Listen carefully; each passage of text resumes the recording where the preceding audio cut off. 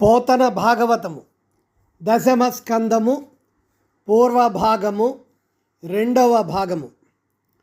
పాడిరి గంధర్వోత్తములాడిరి రంభాది కాంతల ఆనందమునన్, గూడిరి సిద్ధులు భయములు వీడిరి చారణులు మెరిసెవేల్పుల ఖేరుల్. శ్రీకృష్ణ జన్మ శుభ సంతోష సందర్భాన గంధర్వ శ్రేష్ఠులు గానం చేసిరి. రంభాది అప్సరసుల ఆనందముతో నృత్యము చేసిరి. సిద్ధులు సమావేశమైరి. చారణులు భయమును పోగొట్టుకునిరి. దేవతలు భేరీ దుందుములను మ్రోయించిరి.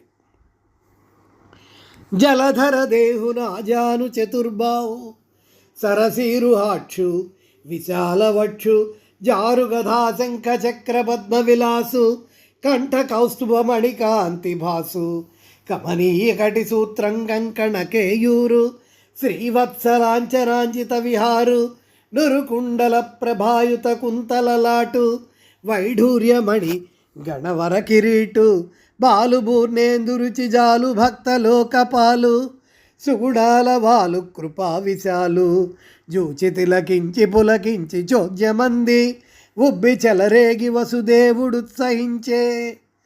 దేవకీదేవికి జన్మించిన విష్ణువు నీలమేఘ శ్యామం కలవాడు. పొడవైన 4 చేతులవాడు. కమలనైరుడు. విశాల వక్షస్థలము గలవాడు. శంఖ చక్ర గదా పద్మములను 4 చేతులా ధరించినవాడు. కౌస్తుభమణిని కంఠమున ధరించి ఉన్నవాడు. ముచ్చటైన బంగారు ములత్రాడు. చేతులకు కంకణాలు భుజకీర్తులు శ్రీవత్స జిసము గలవాడు. మెరియుచున్న కుండలములతోనూ వైఢూర్యమణులతోనూ బాసిల్లు కిరీటముతోనూ పూర్ణచంద్రుని వంటి మోముతోనూ భక్తలోకాన్ని పాలించువాడు. సుగుణనిధి కృపాసాగరుడునైన బిడ్డనుగాంచి ఆనంద పులకితుడై ఆశ్చర్యముతో మరలా తిలకించుచు వసుదేవుడు మిక్కిలి పొంగిపోయెను. అన్న శమింపుమన్న తగదల్లుడు గాడిది మేనకోడలవు మన్నన సేయుమన్న వినుమాని నిజంపుడరాచపాడి కాదన్న సుకీర్తి వైమనగదన్న మహాత్ములు ఓ ఉత్రోవ బోవన్న భవత్ సహోదరి గదన్న నిను శరణంబు వేడదన్. భగవంతుని ఆదేశం ప్రకారము వసుదేవుడు ఆ బిడ్డను తోడుకొని పోయి నందవ్రజములో ఉన్న నందుని భార్య యశోదకు పుట్టిన ఆడబిడ్డను తీసుకొని దాని బదులుగా ఈ బిడ్డను పెట్టి మరలి వచ్చాను. దేవకి వద్దనున్న బిడ్డను కంసుడు చంపుడికి సిద్ధపడగా ఆమె ఇలా బతిమాలను. అన్నా కంసరాజా, కొంచెం శాంతించుమన్నా. ఇది మగ శిశువు కాదు, ఆడుబిడ్డ. నీకు మేనగోడలు. ఆడుదానిని చంపుట రాజులకు గౌరవం కాదు కదన్నా. సత్కీర్తిమంతునిగా వెలుగుమన్నా. మహనీయులు వెళ్ళు త్రవలో వెళ్ళుమన్నా.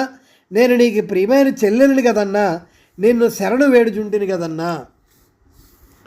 ఏమి నోము ఫలమో ఇంత ప్రొద్దుక వార్త వింటి మబలలార వీనులల రమణ యశోద చిన్ని భగవాని గననట చూచి వత్తమమ్మ సుధతులారా. యశోద పక్కన బట్టి వాడిన దేవకీపుత్రుని చూచి అతడు యశోదపుత్రుడే అని అందరూ భావింపసాగిరి. పల్లెల్లో స్త్రీలా అనుకున్నారు. ఓ సఖీలారా, వింటిరాయి శుభవార్త. ఇంతకాలానికి మన యశోదమ్మలాగా చిన్న మగవానిని కన్నట ఆమె ఏమి నోచినదో సుందరీమణులారా చూచి వద్దాము రారండమ్మా. జోజో కమలదళేక్షణ జోజో మృగరాజ మధ్య జోజో కృష్ణ జోజో పల్లవ కరపద జోజో పూర్ణేందువదన జోజో అనుచున్. గోపెమ్మలందరూ చిన్ని బాలునికి నలుగులు పెట్టి స్నానము చేసి ఈ విధముగా జోలపాడిరి. కమల రేకుల వంటి కన్నులు గలవాడా జోజో, సింహము నడువువాడా జోజో, జోజో నల్లనయ్య, మామిడి చిగురు వంటి చేతులు పాదములు గలవాడా జోజో, పూర్ణచంద్రు మోమువాడా జోజో.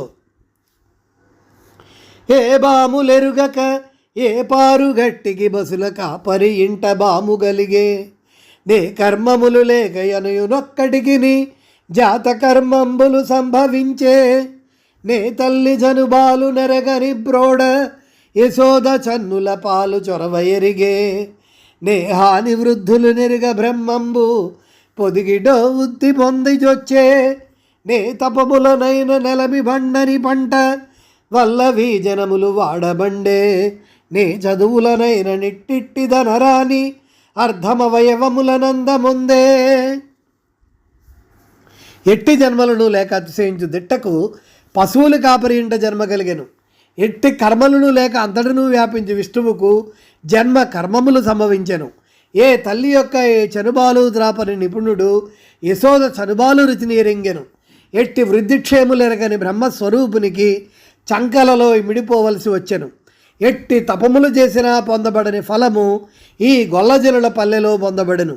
ఏ చదువుల ద్వారానైనా అట్టిదట్టిదని తెలియబడని పరమాత్మ సాధనములచే సుఖముగా పొందబడెను. ఆ పాప జాతి సుందరి ఆ పాపని పాన్పు చేర నరిగి కరములన్ లేపి చనుంగవ శిశువును మోపుచు ముద్దాడి శిరము మూర్ఖని పలికెన్. అనురాంగన అయిన పూతన సుందరి శరీరము దాల్చి బాలకృష్ణుని పాన్పుజంతకు చేరి చేతులతో నెత్తుకొని చన్నును శిశువు నోటికి మోపుచు ముద్దాడి శిరము మూర్ఖుని ఇట్లనెను. చను నీకు గుడుపజాలడి చనువారలు లేరు నీవు చనవలెననుచున్ చనుగుడిపి మీద నిలకొడ జనుదాననంగ వేడ్క జను గుడపన్. ఓ చిన్నారి శిశువా, నీవు చన్ను గుడపగలిగిన శక్తి గల వారెవరనూ లేరు. నీవు మాత్రం ఇక్కడ ఉండి పోవలెను, అనగా చెరిపోవలను. నేను నీకు చనుగుడిపిన పిమ్మట నిదానముగా వెళ్ళుదును అనుచు సంతోషముతో చనుగుడుపుటకు సిద్ధపడెను. నా చను బాలొక్క గ్రుక్కెడు ఓ చిన్ని కుమార త్రావుము ఎయ్యన పెదపన్ నీ చెలువ మెరుగవచ్చును నా చెలువము సఫలమగు నళిన దళాక్ష.